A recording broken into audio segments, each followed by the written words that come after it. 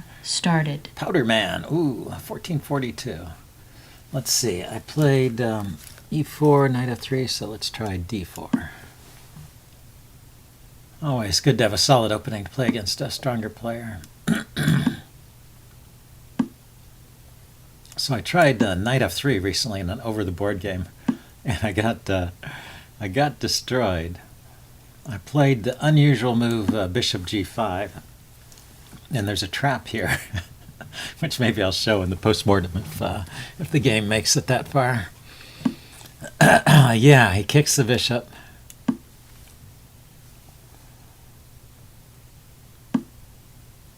Drives it all the way back here. That's a bit premature. What my opponent did was he played bishop g7. Check. And then he played this check. And then knight to d2 is a trap, because this knight can come in here to e5, and there's no way to defend that knight, so you have to play here. And now if he plays knight e5, you have queen c2, knight e4 rather. And so this is maybe not so great. I don't know. This is a line. If he takes, you can take with the f-pawn. Now you need to give the bishop some room. What happens if you play bishop to e5? The bishop might get trapped there, but he has to move the rook first.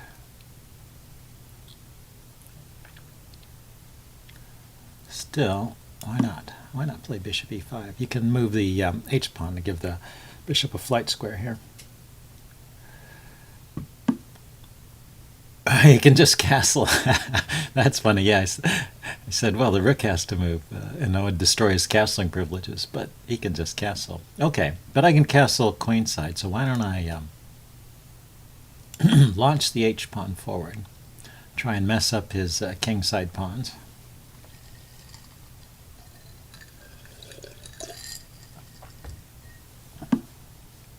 Yeah, there he goes with the predicted chasing of the bishop.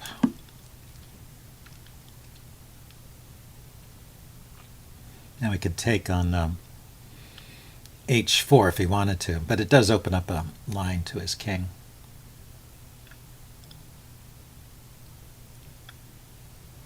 You could also play g4, force my knight to move.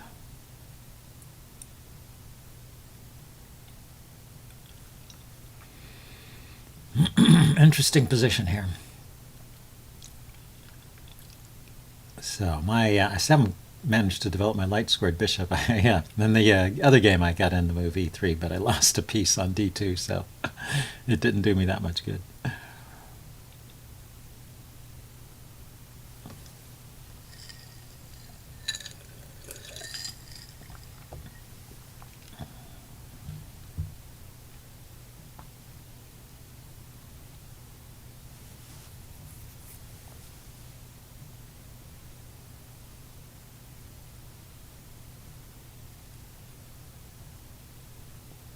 Yep, so he's really thinking. I'm not sure what he's considering here. I mean, bishop g7 is a normal move. Knight f6 is possible. Continuing these pawn pushes and harassing my pieces is an idea. Taking. I take back with the pawn. Messes up my queen side and makes it awkward for me to find any place to castle. I'll probably still castle queenside, given that he's launched all his pawns forward over here. What else? And there's the idea of the sack over here. So I was planning to just play knight d2 if he kicked the knight again. I didn't see anything particularly wrong with that. Just challenge this knight. Okay, let's, if he doesn't, I don't necessarily want to exchange and let him bring a bishop to that square. That would be a good piece for that bishop. So I want to force him to take here.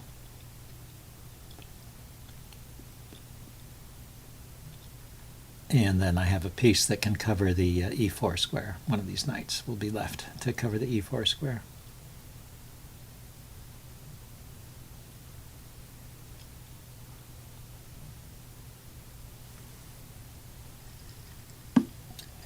Yeah, so take with the pawn.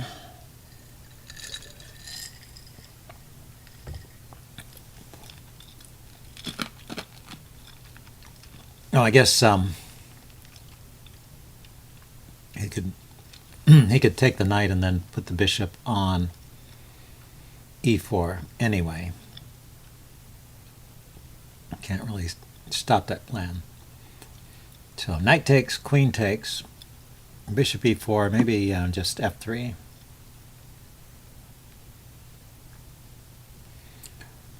Okay, now if I castle, that's big trouble. Can I play b3? I mean g3. g3 opens up this diagonal, and he has a tactic knight takes, and winning the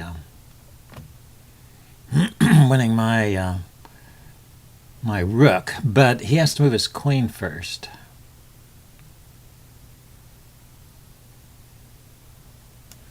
Okay, I had to do something. He was attacking f2 there.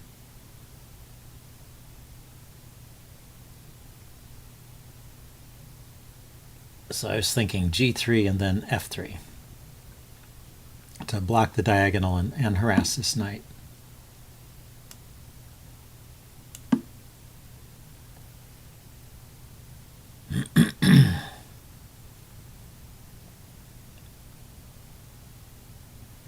And actually, yeah, if he trades everything off here, he's a pawn up.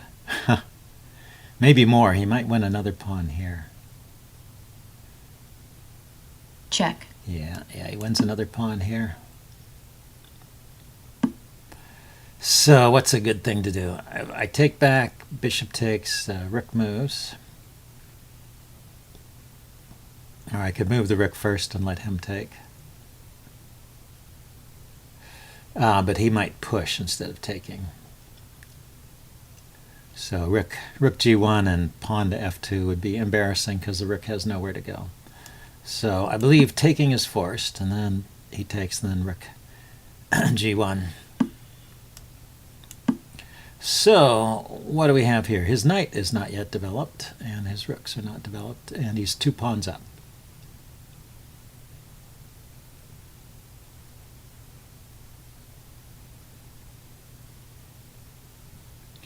But I'm going to leave my king in the center. I'm just going to play bishop to d3, rook to f1, and maybe push this pawn to g4.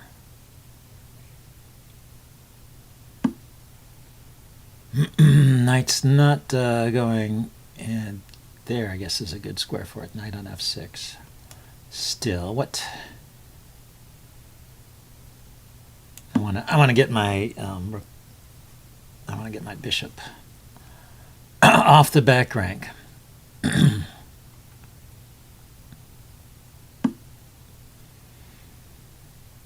Yep. Okay, let's hit his bishop.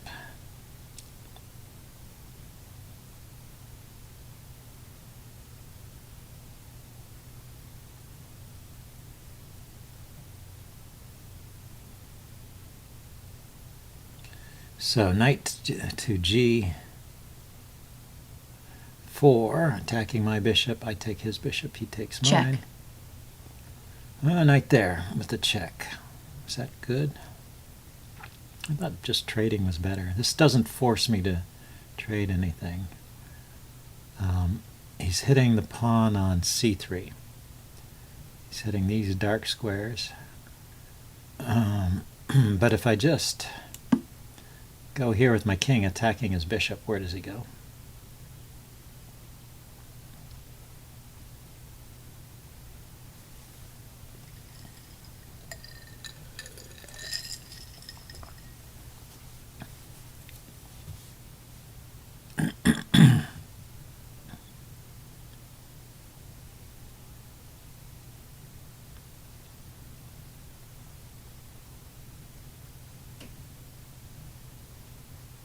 Knight to g5 defends the bishop.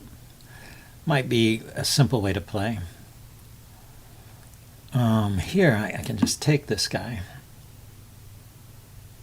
and get a pawn back. And he can argue he's better because he's got a pawn, and my bishop is somewhat anemic looking there. But is he really that much better? That's the question.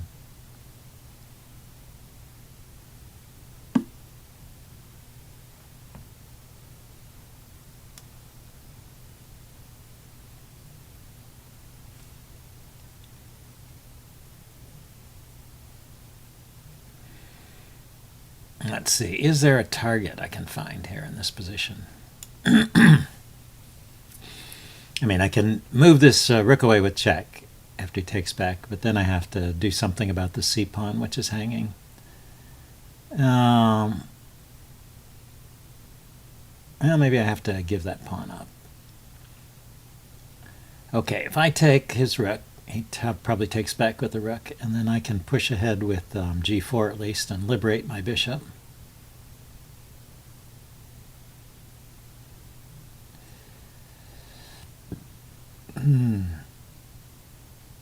Yeah, none of these pawns make decent targets. Check.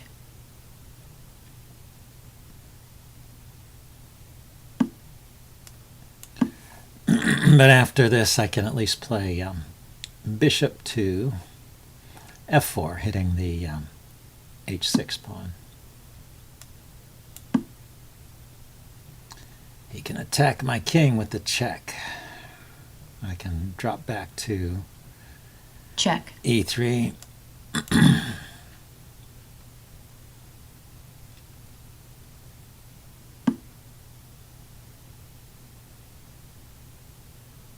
The bishop guards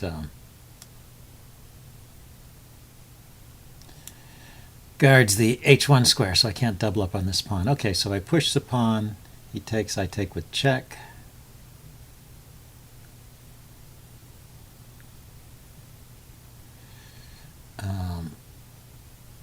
Let's see, is there something else? It's a bit slower.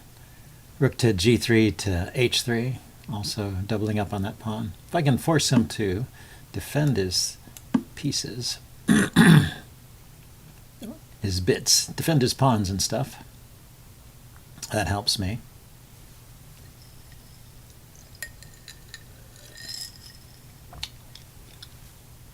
If I can reduce the number of pawns and trade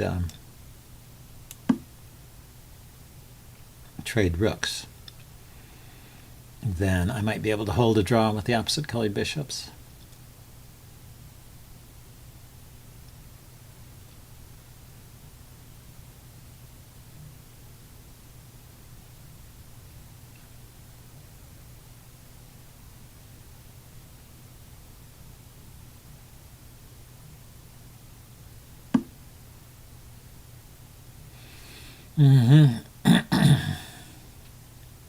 Yeah, if I move my king away to d3, he's probably going to play bishop to f3, going after this pawn. So what else can I play? Yeah, I just don't have a lot here.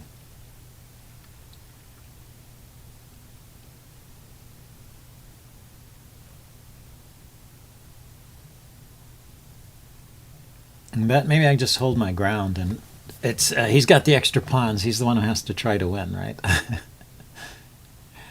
And well, he can push his pawn forward now. That's probably what he's thinking about. If he plays h5, takes, rook takes, rook takes, king takes, his king is out of play, and but he's got the two extra pawns, and they're connected, which may be good enough for a win. This is not the most promising looking pawn structure ever. But they're all, at the moment, on dark squares. I just have to, if I could figure out a way to get my bishop behind the pawns over here. But the king, after all the exchanges, the king ends up on h5, which neatly covers these squares that my bishop might come in on.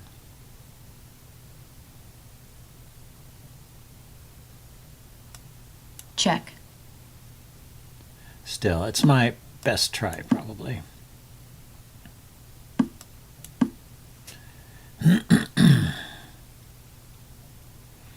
So if he goes after my bishop, yeah, I'm just going to come around behind.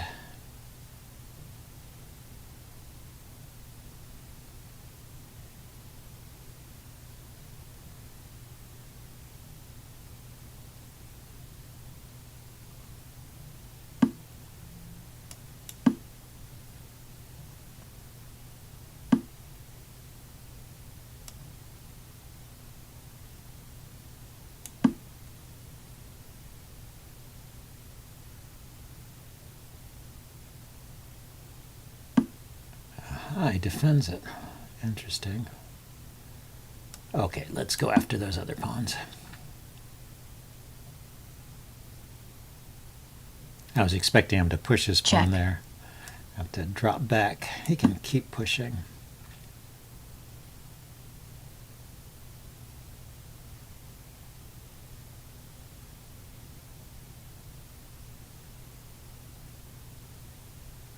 Check.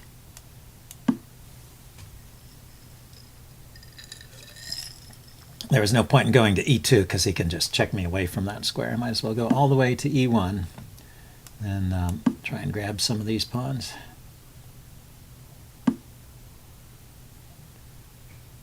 Now this is tricky. I can come back here to defend this pawn, or I can go to c7. So bishop c7, king to f, king to d3, bishop to b8. King takes pawn, bishop takes pawn, and I am threatening to win some of those pawns. Let's try this. It's hard. I just don't believe a passive defense would actually work. Now he doesn't have to take. He could move his pawn first.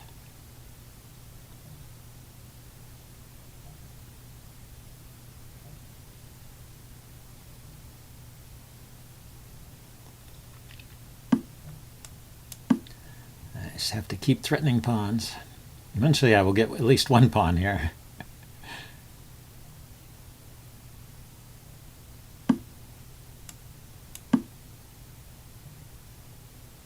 And if he goes straight for this pawn, I'll get a second one. If he moves his pawn forward, I will get this pawn over here. And this is actually the wrong the wrong color for the rip pawn. So I can sacrifice my bishop for these two pawns if I can get my king to the corner. His king is in a good spot, though, unfortunately. He's running a little low on time, but I'm playing with an increment, so if he just needs to work out a plan that allows him to move quickly, he can avoid the draw and press for a win. This is, I would expect, this is still a winning position. Let's see, other ideas. I have a check along here. Ah, he is. He's going to let me gobble this up. Draw offered. Yeah, I'll take a draw. Game drawn. Well, that was a lucky draw. He was playing. I think he outplayed me the whole way, and that was a dubious opening. I'll show you in the postmortem a better way to play against the Queen's Indian. I just wanted to play that way because it was interesting. Okay, see you guys later. Bye.